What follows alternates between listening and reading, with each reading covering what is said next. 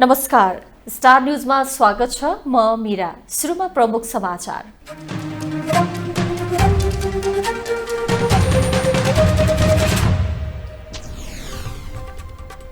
संसदमा निरन्तर अवरोध हुँदा आम नागरिकका मुद्दा ओझेलमा, शीर्ष नेता आफ्नै डम्फु बजाउन व्यस्त।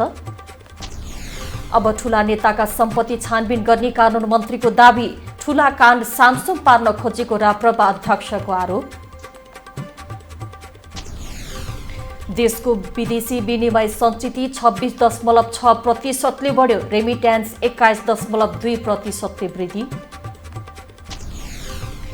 बंगलादेशबाट एकैपटक आइपुगे 200 पर्यटक, भोलि 500 आउँदै, विमानस्थलमा नौमती बाजाले स्वागत। र भोलिदेखि काठमाडौँमा एसिया अन्डर 20 रग्बी सेभेन्स हुने, 8 टोलीले खेल्ने, दुवै टोलीको उपाधि जित्नेमा नेपाल ढुक्क।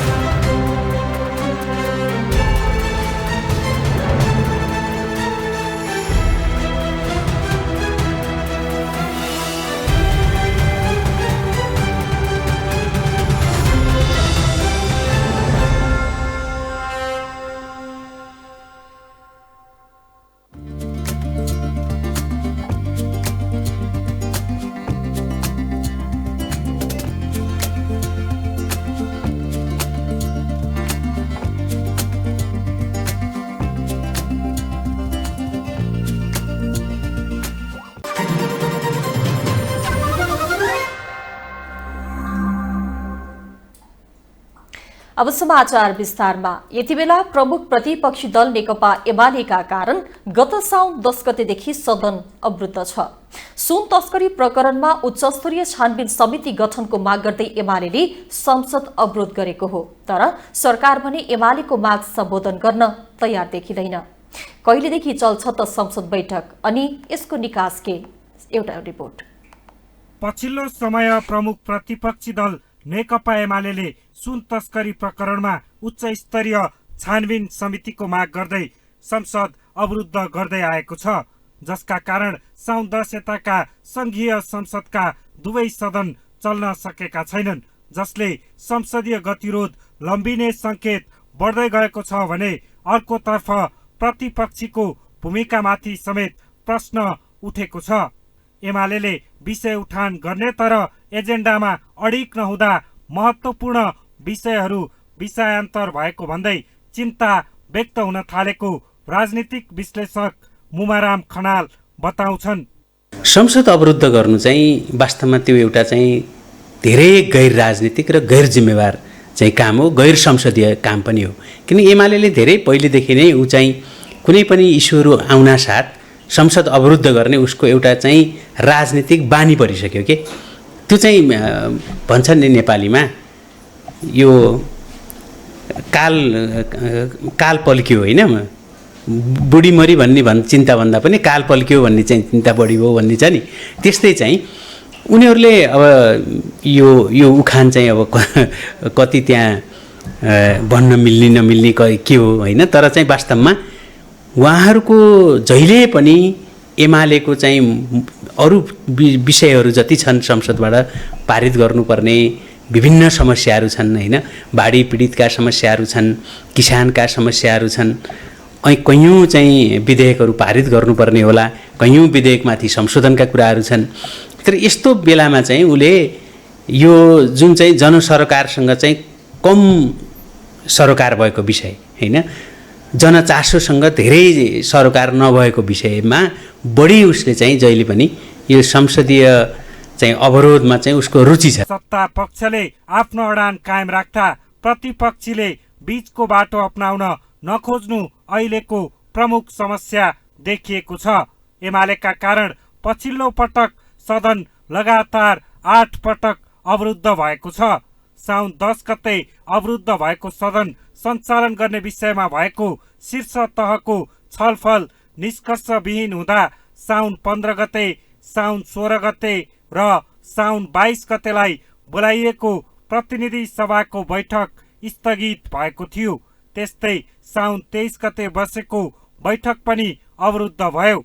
साउन 26 गते गृहमन्त्री नारायण काजी श्रेष्ठको जवाफ चित्त बुझ्दो नभएको भन्दै पुनः संसद अवरुद्ध भयो। यसअघि सोमबार बसेको बैठक पनि अवरुद्ध भयो। पटक पटकको संसद अवरोध र जारी संसदीय गतिरोधका कारण महत्त्वपूर्ण विषयहरू समेत ओझेलमा परेका छन्, जसले गर्दा जनसरोकारका विषय संसदमा प्रस्तुत नभएको भन्दै प्रतिपक्षी दलहरू नै त्यसलाई स्वीकार गर्दै आएका छन्।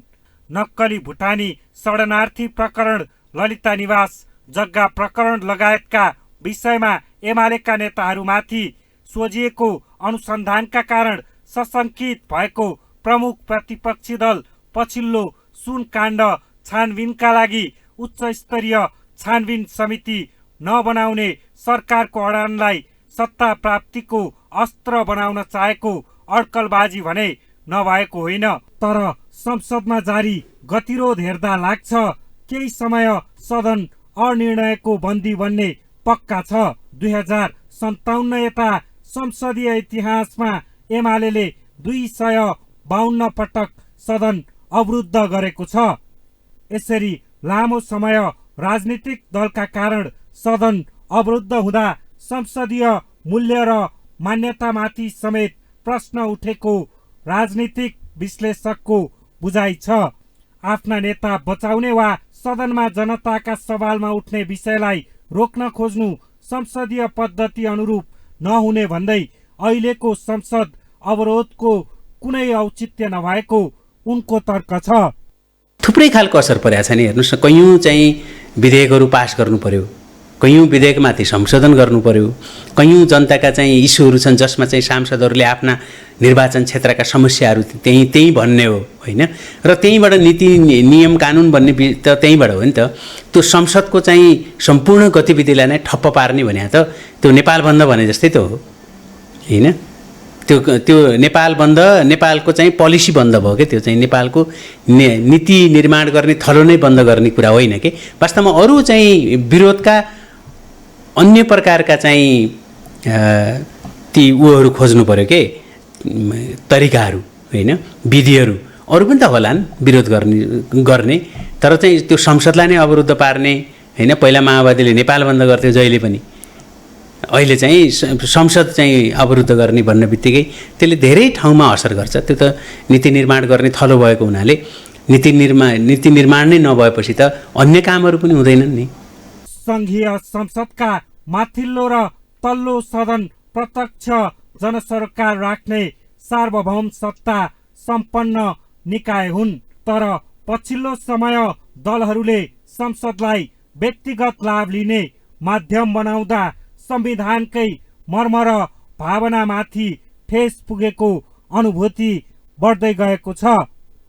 7 स्टार 4K का लागि क्यामेरामा विजय ठकुराटीका साथमा अभिषेक सापकोटाको रिपोर्ट। संसदको अवरोध हटाउने विषयमा प्रधानमन्त्री पुष्पकमल दाहाल प्रचण्ड र सभामुख देवराज घिमिरे बीच छलफल भएको छ। प्रधानमन्त्री निवास बालवाटारमा भएको छलफलमा सभामुख घिमिरेले संसद नखुल्दा बाढी पहिरो लगायत प्रकोपका रूपमा फैलिएका रोगका संक्रमणका विषयमा समेत बहस हुन नसकेको बताउनुभयो।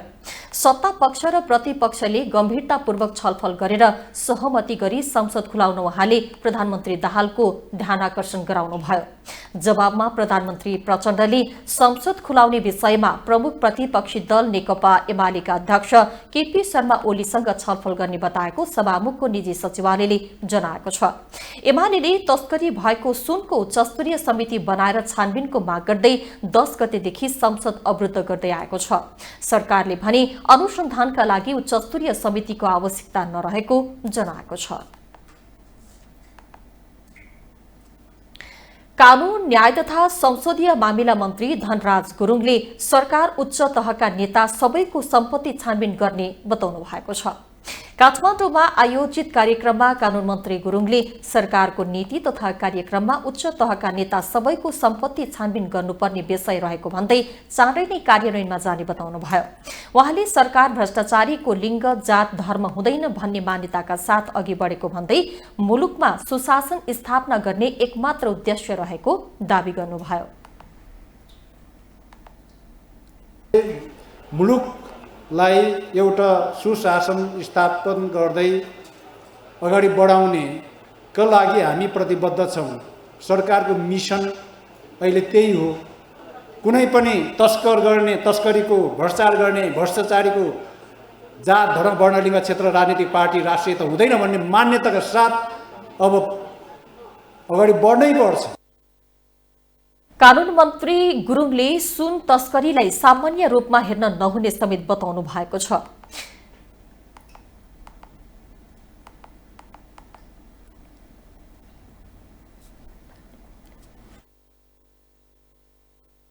हात्ती, ठुलै हात्ती छिर्यो भन्ने काण्ड त आइहाल्यो फेरि, हेर्नुहोस्। अनि आज मात्र पढ्दै थिएँ मैले, यो चाहिँ नि साधारण हेल्थ चेक्राइले गर्दा भएको हो रे भन्ने पढ्दै थिएँ मैले। त्यति ठुलो पहेँलो हात्ती गेटबाट छिर्दाखेरि यो खासै साधारण हेल्थ चेक्राइ हो भन्ने प्रतिवेदन आयो भन्ने मैले पढ्दै थिएँ। बडो अचम्म छ, गजब छ। कानून मन्त्री गुरुङले सरकारले कानूनको चाङ लगाएर मात्रै केही नहुने भन्दै सबै दोषी कठघरामा उभिने अवस्था आउने बताउनुभयो। राष्ट्रिय स्वतन्त्र पार्टीका अध्यक्ष राजेन्द्र प्रसाद लिङदेनले बालुवाटार जग्गा प्रकरणबारे सत्तारूढ पार्टीका बैठकमा घटना सामसुम पार्ने निर्णय भएको दावी गर्नुभएको छ। भक्तपुरको चाङ्गु नारायण नगर अधिवेशनमा आज अध्यक्ष लिङदेनले सर्वोच्च अदालतले ललिता निवास जग्गा प्रकरणमा मन्त्री परिषदको अध्यक्षता गर्ने व्यक्तिहरूलाई पक्राउ गरी अनुसन्धानको आदेश दिए पनि सत्ता गठबन्धनले घटना सामसुम बनाउने निर्णय गरेको बताउनुभयो।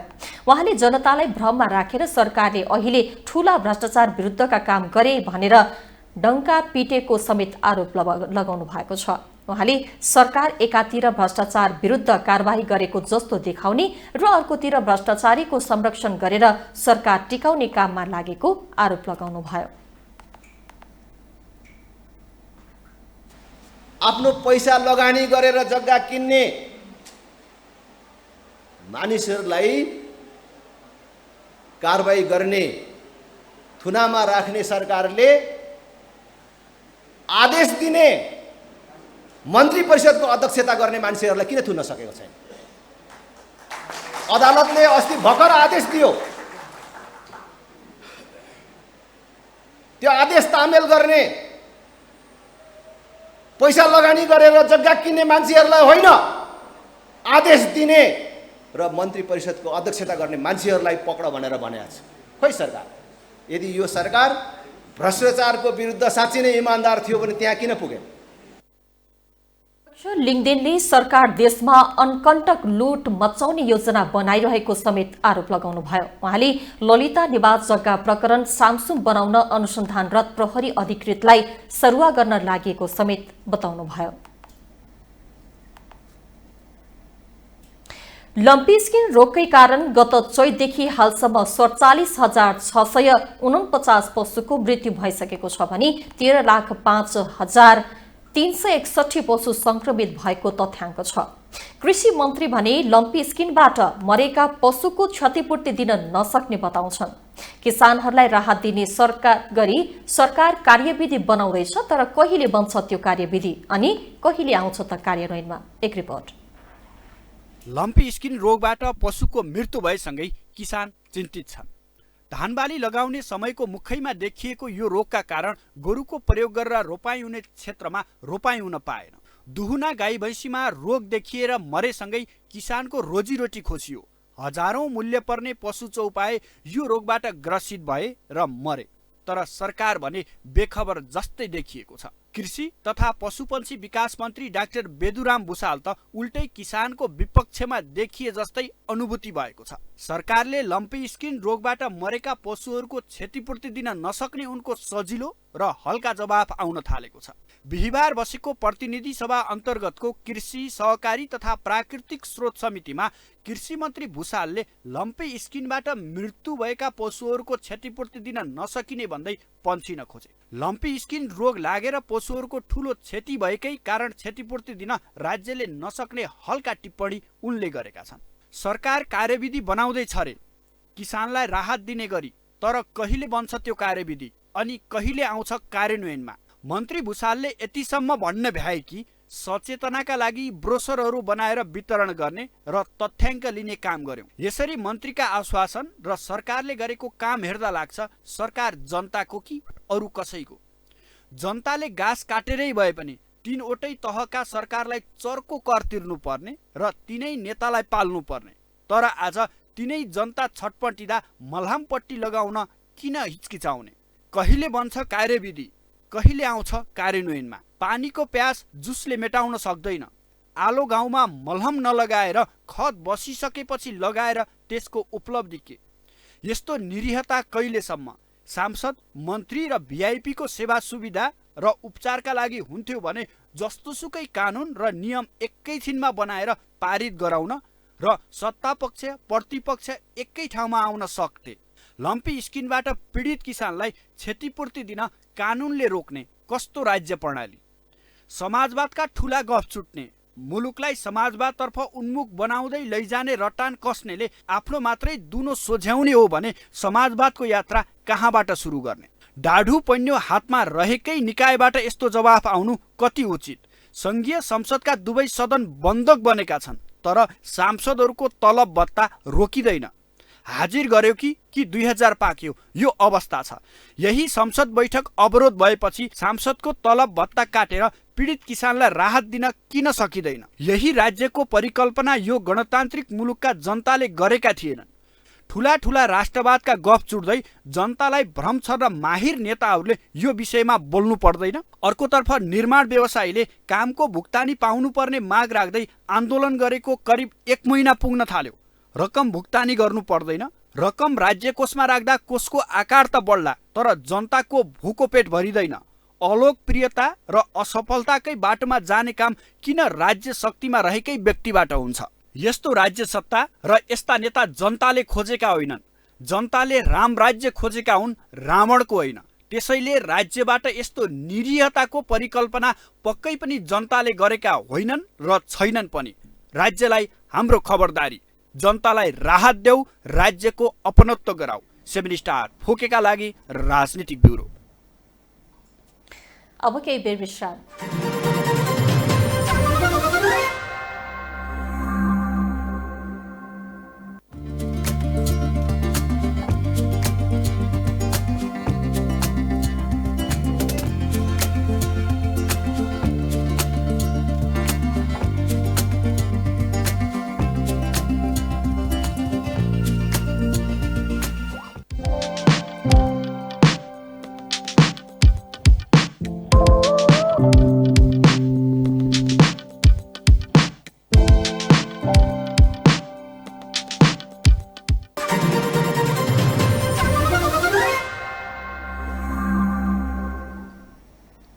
विश्रामपछि पुनः स्वागत छ। अब बाँकी समाचार। नेपाली कांग्रेसका सभापति शेरबहादुर देउवाले देशलाई समृद्धि र विकासतर्फ अघि बढाउन निजामती कर्मचारीको विशेष भूमिका हुने बताउनु भएको छ।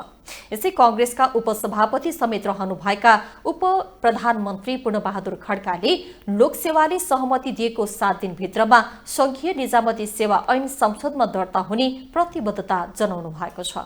एक रिपोर्ट। नेपाली कांग्रेसका सभापति एवं पूर्व प्रधानमन्त्री शेरबहादुर देउवाले सबै मिलेर देशलाई समृद्धि र विकासतर्फ अघि बढाउनु पर्ने बताएका छन्। शुक्रबार नेपाल निजामती कर्मचारी युनियनको राष्ट्रिय भेला तथा विधान अधिवेशनलाई सम्बोधन गर्दै उनले कर्मचारी भनेको स्थायी सरकार भएकाले कर्मचारीहरू सहित सबै मिलेर अब देशलाई समृद्धि र विकासतर्फ अगाडि बढाउनु पर्ने बताए। अहिले पार्टीका नाम जुनसुकै राखिए पनि सबै पार्टीहरू प्रजातान्त्रिक र संविधान अनुसार चलेको उनको भनाइ छ। सभापति देउवाले डेंगू संक्रमणलाई ध्यानमा राखेर सरकारले रोकथामका उपायहरू अवलम्बन गर्नुपर्नेमा जोड दिए। कर्मचारी भनेको स्थायी सरकार हो। त्यो स्थायी सरकार जो चाहिँ नेतालाई भनिन्छ त्यो चाहिँ सशक्त होस्, बिना इन्टरफेरेन्स काम गर्न पाओस्। यस्तै कार्यक्रममा बोल्दै उपप्रधान एवं रक्षा मन्त्री पूर्णबहादुर खड्काले संघीय निजामती सेवा ऐन ठूलो आर्थिक दायित्व पर्ने गरीका सहुलियत र सुविधाहरूलाई समावेश गरेर नआउने बताए। उनले यसपटकको संघीय निजामती ऐन बनाउँदा अहिलेको मुलुकको अर्थतन्त्रको प्रतिकूलताका कारण धेरै ठूलो आर्थिक दायित्व पर्ने गरीका सुविधाहरू समावेश गरेर नआउने बताए। अर्थतन्त्रको सुधारसँगै संघीय निजामती ऐन सम्बन्धित सुविधाहरू पनि विस्तार गर्दै जाने उनको भनाइ छ। अर्थतन्त्रसँग जोडिएको आर्थिक मामिलासँग जोडिएका कुराहरूमा केही समझदारी गर्नुपर्ने, यथार्थ कुरालाई स्वीकारेर त्यो खालको ऐनको निर्माणमा सकारात्मक आफ्नो सहयोग जुटाउनु पर्ने तपाईहरु सिङ्गो कर्मचारी युनियनसँग जोडिएका, राष्ट्र सेवकको पंक्तिमा जोडिएका सबैको देशका प्रति, जनताका प्रति, मुलुकको बिग्रेको अर्थतन्त्रलाई उठाउनुको लागि हामी सबैले आफ्नो ठाउँबाट केही समयका लागि योगदान गर्नुपर्ने, केही समयका लागि त्याग गर्नुपर्ने मुलुकले मागेको छ। मुलुकको अहिलेको आवश्यकता छ। अर्थतन्त्रलाई उठाउनुको लागि हामीले अलिकति पटुका कस्नुपर्ने यथार्थ अवस्था छ। उप प्रधानमन्त्री खड्काले लोकसेवाले सहमति दिएको 7 दिनभित्रमा संघीय निजामती सेवा ऐन संसदमा दर्ता हुने बताउँदै ऐन सबैलाई उत्साहित बनाउने गरी आउने दाबी गरे। अहिलेको मुलुकको संविधानले दिएको अधिकारको संरक्षण हुने गरी संघीय निजामती सेवा ऐनलाई परिष्कृत र व्यवस्थित रूपमा सरकारले ल्याउने तयारी गरिरहेको उनको भनाइ छ। 7 स्टार 4K का लागि एजेन्सीको सहयोगमा मीरा साउदको रिपोर्ट। मन्त्री शरद सिंह भण्डारीले देशको अर्थतन्त्र वैदेशिक रोजगारीमा निर्भर भएको बताउनु भएको छ। मन्त्रालयमा आज नागरिक समाज अभियानले वैदेशिक रोजगार ऐन परिमार्जनका लागि बुझाएको ज्ञापन पत्र ग्रहण गर्दै मन्त्री भण्डारीले नेपालको अर्थतन्त्र अझै केही वर्ष वैदेशिक रोजगारीमा निर्भर हुने बताउनुभयो। उहाँले वैदेशिक रोजगारीबाट नै मुलुकको अर्थतन्त्रलाई अघि बढाउनु पर्ने अवस्था अहिले पनि कायम रहेको बताउनुभयो।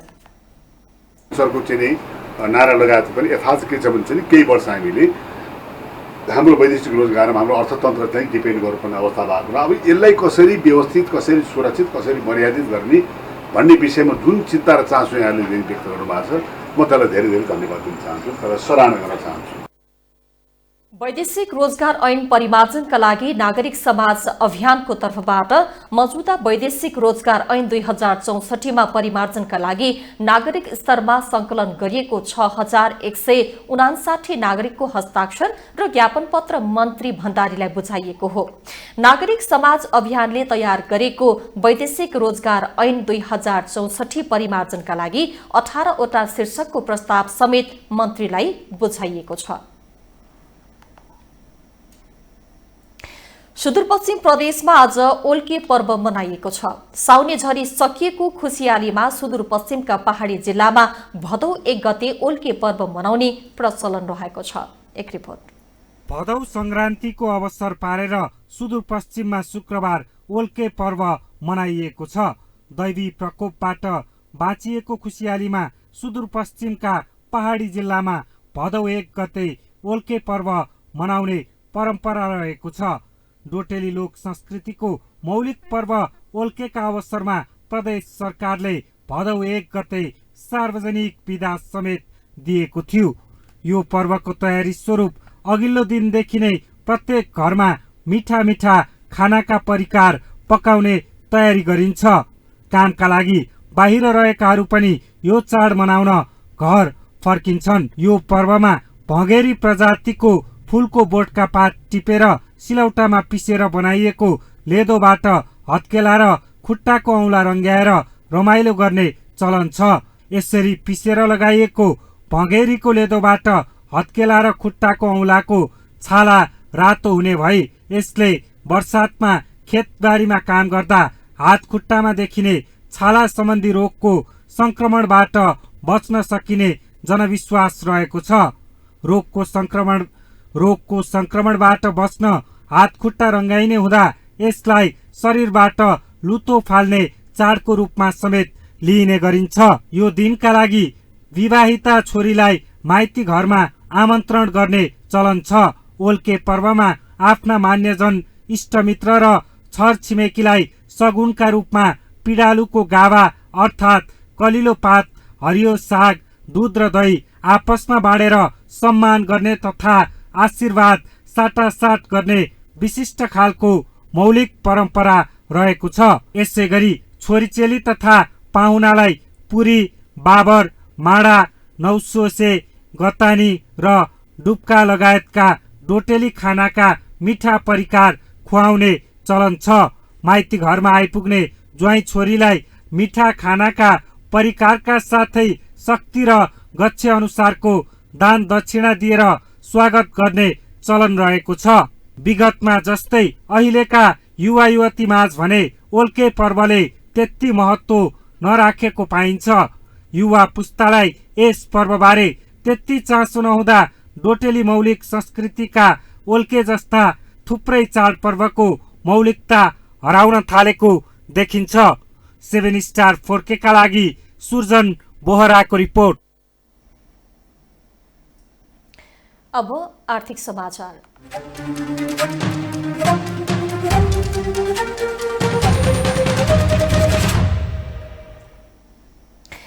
देशको विदेशी विनिमय संचिति 26.6%ले वृद्धि भएको छ। देशको वर्तमान आर्थिक तथा वित्तीय स्थिति प्रतिवेदन आज सार्वजनिक गर्दै राष्ट्र बैंकले 2079 असार मसान्तसम्ममा 12 खर्ब 15 अर्ब 80 करोड रुपैयाँ बराबर रहेको कुल विदेशी विनिमय संचिति 2080 असार मसान्तमा 15 खर्ब 39 अर्ब 36 करोड पुगेको जनाएको छ। अमेरिकी डलरमा यस्तो संचिति 2079 असार मसान्तमा 9 अर्ब 54 करोड रहेकोमा 2080 असार मसान्तमा 23.1%ले वृद्धि भई 11 अर्ब 74 करोड कायम भएको छ। यसैगरी आर्थिक वर्ष 2079-80 मा मुलुकको वैदेशिक व्यापार घाटा 15.5%ले घटेको छ। अघिल्लो आर्थिक वर्षको तुलनामा गत आर्थिक वर्षमा व्यापार घाटा 15.5%ले घटेर 14 खर्ब 54 अर्ब 59 करोड कायम भएको छ। अघिल्लो वर्षमा यस्तो घाटा 23.0% बढेको थियो। केन्द्रीय बैंकका अनुसार गत आर्थिक वर्षमा मुलुकबाट 1 खर्ब 57 अर्ब 14 करोडको वस्तु निर्यात भएको छ। यो अघिल्लो आर्थिक वर्षको तुलनामा 21.4%ले कम हो। अघिल्लो आर्थिक वर्षमा निर्यात 41.7%ले बढेको थियो। यस्तै गत आर्थिक वर्षमा विप्रेषण आप्रवाह 21.2%ले वृद्धि भएको छ। राष्ट्र बैंकले आर्थिक वर्ष 2079-80 मा रेमिट्यान्स 21.2%ले वृद्धि भई 12 खर्ब 20 अर्ब 56 करोड रुपैयाँ भित्रिएको जनाएको छ। अघिल्लो वर्ष रेमिट्यान्स 8.8%ले बढेको थियो। अमेरिकी डलरमा विप्रेषण आप्रवाह 12.1%ले वृद्धि भई 9 अर्ब 33 करोड पुगेको छ। अघिल्लो वर्ष आप्रवाह 2.2%ले बढेको थियो। नेपाल विद्युत प्राधिकरणले आफ्नो 38औं वार्षिक उत्सव मनाएको छ। प्रधानमन्त्री पुष्पकमल दाहाल, ऊर्जा मन्त्री शक्ति बहादुर बस्नेत लगायतको उपस्थितिमा प्राधिकरणले वार्षिक उत्सव मनाएको हो। एक रिपोर्ट। शुक्रबार नेपाल विद्युत प्राधिकरणले आफ्नो 38औं वार्षिक उत्सव मनाएको छ। नेपाल विद्युत प्राधिकरणलाई नेपाल विद्युत प्राधिकरण ऐन 2041 अन्तर्गत 2042 साल भदौ 1 गते नेपाल विद्युत कर्पोरेसनबाट नेपाल विद्युत प्राधिकरण बनाइएको थियो। यसै स्थापना दिवसलाई आधार मानेर शुक्रबार नेपाल विद्युत प्राधिकरणले आफ्नो 38औं वार्षिक उत्सव भव्यताका साथ मनाएको हो। प्राधिकरणको 38औं वार्षिक उत्सवमा बोल्दै कुलमान घिसिङले आर्थिक वर्ष 2072-73 सम्म आइपुग्दा वार्षिक घाटा 8 अर्ब 90 करोड रुपैयाँ र सञ्चित नोक्सानी बढेर 34 अर्ब 61 करोड रुपैयाँ पुगेको उल्लेख गर्दै आर्थिक वर्ष 2073-74 मा 1 अर्ब 50 करोड रुपैयाँ खुत मुनाफा आर्जन गरी प्राधिकरणले नाफा कमाउन सुरु गरेको बताएका छन्। प्राधिकरणको सेयर सर्वसाधारणलाई समेत जारी गर्ने गरी प्राधिकरणको तेस्रो चरणको वित्तीय पुनर्संरचना प्रस्ताव स्वीकृतिका लागि सरकार समक्ष पेश गरिएको बताउँदै उनले प्राथमिक सेयर सर्वसाधारणलाई निष्कासन गरी सङ्कलन गरिएको रकम ठूला जलविद्युत आयोजनाहरूको निर्माणमा लगानी गरिने उल्लेख गरे। संस्थाभित्र आर्थिक पारदर्शिता, जवाबदेहिता र सुशासनलाई कडाइका साथ लागू गरिएको किसिमको भनाइ थियो। साथै उनले प्रशासन तथा वितरण चुहावट 13.46% सीमित गरेर प्राधिकरणको इतिहासमा नयाँ रेकर्ड कायम गर्न सफल भएको समेत बताएका छन्। 72-73 सम्म आइपुग्दा वार्षिक घाटा 8 अरब 90 करोड र सञ्चित नोक्सानी फेरि बढेर 34 अरब 61 करोड रुपैयाँ पुगेको थियो। आर्थिक वर्ष 73-74 मा 1 अरब 50 करोड रुपैयाँ खुद मुनाफा आर्जन गरेर नाफाको गौरवमय इतिहास सुरु गरेको प्राधिकरण त्यसपछिका आर्थिक वर्षहरूमा निरन्तर नाफामा छ। त्यस्तै प्रधानमन्त्री पुष्पकमल दाहाल प्रचण्डले आफ्नो दोस्रो कार्यकालमा लोड सेडिङ अन्त्य गर्ने घोषणा गर्दा धेरैले मजाकको विषय बनाएको बताएका छन्। दैनिक 18 घण्टासम्म लोड सेडिङको अवस्थालाई अन्त्य गर्ने भन्दै गर्दा कतिपयले खुल्ला मञ्चमा आत्महत्या गर्छु भनेको पनि उनले बताए। तर सरकारको दृढ इच्छा शक्ति र प्राधिकरणको प्रमुखमा आएका कुलमान घिसिङको कुशल कार्यक्षमताले लोड सेडिङको अन्त्य सम्भव भएको प्रचण्डको भनाइ छ। कतिले त लोड सेडिङ यदि अन्त्य भयो भने खुला मञ्चमै आत्महत्या गर्ने कुरा पनि गरेका थिए। प्राधिकरणको कार्यकारी निर्देशकमा कुलमानजीलाई ल्याएपछि हाम्रो सङ्कल्प, इमान्दारी र मेहनतको कारण हामीले 18 घण्टाको लोड सेडिङ अन्त्य गरेर देशलाई उज्यालोतर्फ अघि बढाएका थियौँ। यता ऊर्जा मन्त्री शक्ति बहादुर बस्नेतले अब ऊर्जाको विषय सामान्य पूर्वाधार र उज्यालोसँग मात्र सम्बन्धित नभएको बताएका छन्। उनले ऊर्जालाई देशको विकास र समृद्धिका लागि प्रयोग गर्ने अभियानका साथ अगाडि बढेको बताए। ऊर्जा केवल घरायसी प्रयोजनका लागि मात्र नभई देशको अर्थतन्त्रलाई चलायमान बनाउने गरी प्रयोग गरिने उनको भनाइ थियो। साथै विद्युत निर्यात गरेर आर्थिक समृद्धि हासिल गर्न सकिने भन्दै कृषि, पर्यटन, औद्योगिकरण र समग्र अर्थतन्त्रको विकासका लागि ऊर्जा भन्ने एजेन्डालाई गम्भीरताका साथ उठाएको समेत उल्लेख गरे। पर्यटन व्यवसायको प्रवर्धनको लागि होस्, कृषि क्षेत्रको विकासको लागि होस्, औद्योगिकरणको लागि होस् र समग्र अर्थतन्त्र अब अहिले डिजिटाइजेसन हुँदै गइराखेको हाम्रो जो परिवेश छ त्यसलाई पनि अझै स्पिडअप गर्नको लागि होस्, हामीले विकासको लागि ऊर्जा, समृद्धिको लागि ऊर्जाको एजेन्डालाई पनि त्यही महत्त्वका साथ उठाएका छौँ र त्यही गम्भीरताका साथ उठाइराखेका छौँ। ऊर्जा मन्त्री बस्नेतले सरकारले स्वच्छ वातावरणका लागि नवीकरणीय ऊर्जाको कुरा पनि महत्त्वका साथ उठाएको बताएका छन्। ऊर्जा विकासको समग्र रणनीतिको 10 वर्षे रोडम्याप बनाउने र सोही अनुसार काम गर्ने पनि मन्त्री बस्नेतको भनाइ थियो। 7 स्टार 4K का लागि भूदेव दाहालको रिपोर्ट। 200 बढी बंगलादेशी पर्यटक एकैपटक नेपाल भ्रमणका लागि आएका छन्। 200 बढी बंगलादेशी पर्यटक चार्टर जहाज मार्फत शुक्रबार मध्याह्न नेपाल भ्रमणका लागि आएका हुन्। शुक्रबार र शनिबार गरी 2 दिनमा बंगलादेशबाट करिब 700 पर्यटक नेपाल आउने बुझिएको छ। एक रिपोर्ट। नेपालमा 200 बढी बंगलादेशी पर्यटक एकैपटक भ्रमणका लागि आएका छन्। 200 बढी बंगलादेशी पर्यटकहरू चार्टर जहाज मार्फत शुक्रबार मध्याह्न नेपाल आएका हुन्। शुक्रबार र शनिबार गरी 2 दिनमा बंगलादेशबाट करिब 700 पर्यटकहरू नेपाल आउने बताइएको छ। बंगलादेशी पर्यटकको स्वागतका लागि नेपाल पर्यटन बोर्डका सदस्य त्रिभुवन अन्तर्राष्ट्रिय विमानस्थल पुगेका थिए। उनीहरूले पर्यटकको स्वागतमा नेपाली पञ्चे बाजा गाजा सहित स्थानीय पहिचान झल्किने नाचगान प्रस्तुत गरेका थिए। पर्यटकको आवागमनले नेपालको पर्यटन प्रवर्धनमा महत्वपूर्ण सहयोग पुग्ने विश्वास गरिएको छ। पर्यटकहरूको स्वागतका लागि विमानस्थल पुगेका नेपाल पर्यटन बोर्डका प्रबन्धक सूर्य थापाले पछिल्लो 3 वर्ष यता बंगलादेशबाट नेपाल आउने पर्यटकको संख्या निरन्तर बढिरहेको बताए। अहिले रिसेन्टली चाहिँ हेर्दाखेरि बंगलादेशबाट एराइभल चाहिँ अप ट्रेन्डमा छ, माथि गइरहेछ र बंगलादेशी हाम्रो जहिले पनि टप 10 मार्केटमा पर्थ्यो र पछिल्लो 2-3 वर्ष यता नेपाललाई चाहिँ जस्तो केही डेस्टिनेसनहरू क्या जस्तो थाइल्यान्ड, क्याम्बोडिया, भियतनामबाट च्यालेन्ज छ क्या बंगलादेशी टुरिस्टहरू कति ल्याउने भन्ने। किन भन्दा थाइल्यान्ड चाहिँ उनीहरूलाई सस्तो पर्दो रहेछ घुम्नलाई, हाम्रोमा एयरफेयर महँगो। तर अब क्लाइमेट हिसाबले, वेदरको हिसाबले, कल्चर, रहनसहन को हिसाबले र हाम्रो डेस्टिनेसन एट्र्याक्सनको हिसाबले चाहिँ बङ्गलादेशीहरूलाई दे प्रिफर नेपाल र त्यो कुरालाई अझ बढी प्रमोसन गर्न पब्लिसाइज गर्न चाहिँ यो खालको इभेन्टले सहयोग गर्छ। यस्तै बंगलादेशी पर्यटक शेख अजरफ उद्दिनले नेपाल घुम्नका लागि सही र राम्रो गन्तव्य भएको बताए। नेपालमा स्वागत राम्रो पाएको र नेपाल घुम्न आफू आतुर रहेको उनको भनाइ छ। This is the first time that we have received such a grand welcome from any country. So we are very excited to land in Nepal to see the beautiful weather, and we have seen the city from up above, which looks very beautiful. We'll be exploring Nepal for the following week, and we have come from Bangladesh from Akish Group. पर्यटन विश्वका धेरै मुलुकमा विदेशी मुद्रा आर्जनको प्रमुख स्रोत मध्येको एक हो। प्रचुर प्राकृतिक आकर्षण, प्रख्यात धार्मिक पर्यटन स्थलहरू तथा साहसिक पर्यटनको सम्भावनाले नेपाललाई पनि त्यही श्रेणीमा उभ्याएको छ।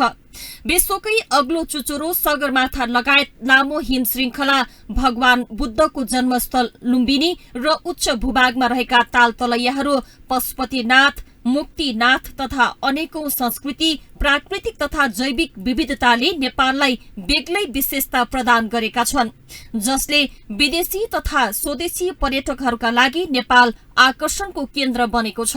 तर अघिल्ला 2 वर्ष भरि कोभिडको संक्रमणले पर्यटक आगमन ठप्प भयो। कोरोना महामारीपछि भने मुलुकको पर्यटन क्षेत्र चलायमान बनेको छ। विदेशी पर्यटक आवागमनको पछिल्लो तथ्याङ्क हेर्ने हो भने केही सकारात्मक नतिजा दिने अपेक्षा गरिएको छ।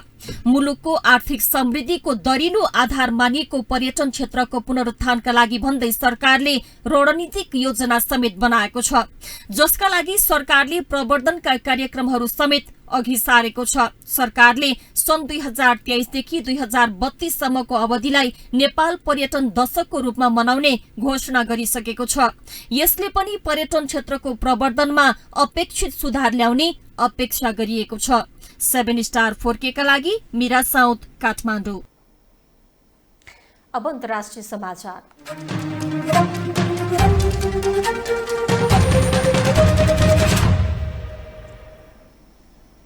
स्पेनमा खडेरीका कारण खाद्यान्न उत्पादनमा संकट आउने भन्दै आवश्यक प्रबन्ध मिलाउन विशेषज्ञहरूले चेतावनी दिएका छन्। खडेरीका कारण 60% सम्म खाद्यान्न उत्पादनमा ह्रास आउन सक्ने विशेषज्ञहरूको भनाइ छ। यस वर्ष समग्र उत्पादनको 40 देखि 42% मात्रै उत्पादन हुने विशेषज्ञहरूको अनुमान छ।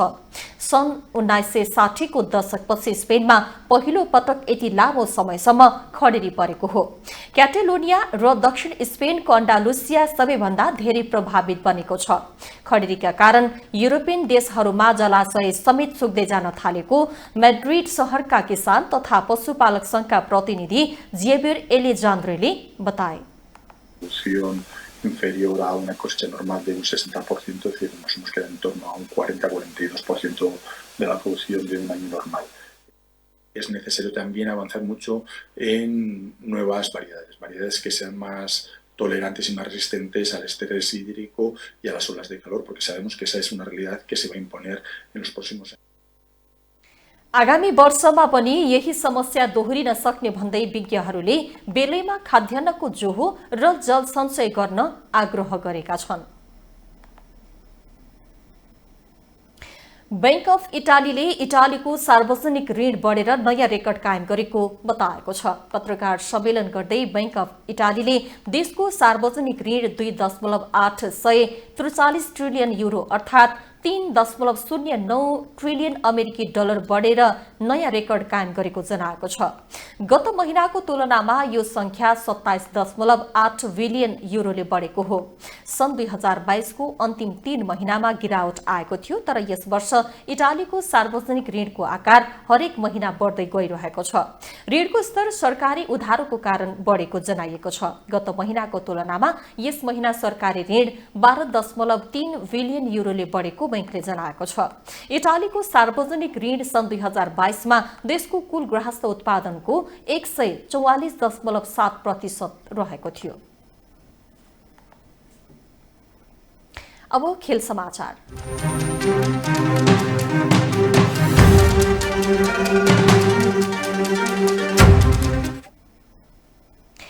नेपाल रग्बी संघले भोलि सुरु हुने एसिया अन्डर 20 रग्बी सेभेन्सको तयारी पूरा भएको जनाएको छ।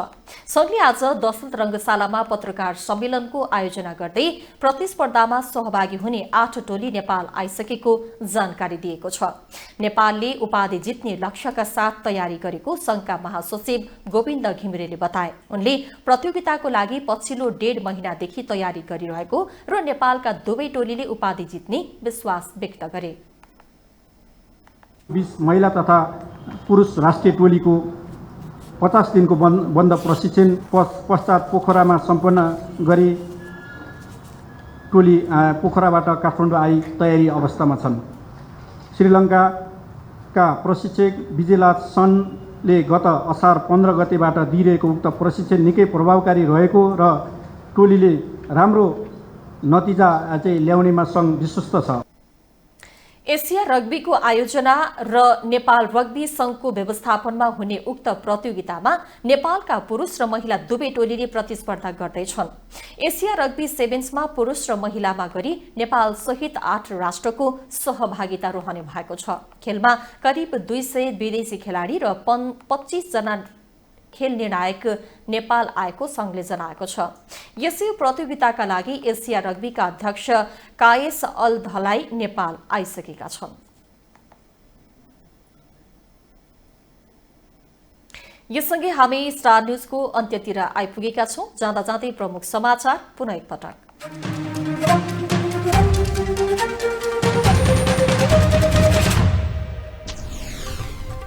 संसदमा निरन्तर अवरोध हुँदा आम नागरिकका मुद्दा ओझेलमा, शीर्ष नेता आफ्नै डम्फ बजाउन व्यस्त। अब ठूला नेताका सम्पत्ति छानबिन गर्ने कानून मन्त्रीको दाबी, ठूला काण्ड सामसुम पार्न खोजेको राप्रपा अध्यक्षको आरोप। देशको विदेशी विनिमय सञ्चिति 26.6% ले बढ्यो, रेमिट्यान्स 21.2% ले वृद्धि। बंगलादेशबाट एकै पटक आइपुगे 200 पर्यटक, भोलि 500 आउँदै विमानस्थलमा नौमती बाजाले स्वागत। र भोलिदेखि काठमाडौँमा एसिया अन्डर 20 रग्बी सेभेन्स सुरु हुने, 8 टोलीले खेल्ने, दुवै टोलीको उपाधि जित्नेमा नेपाल ढुक्क।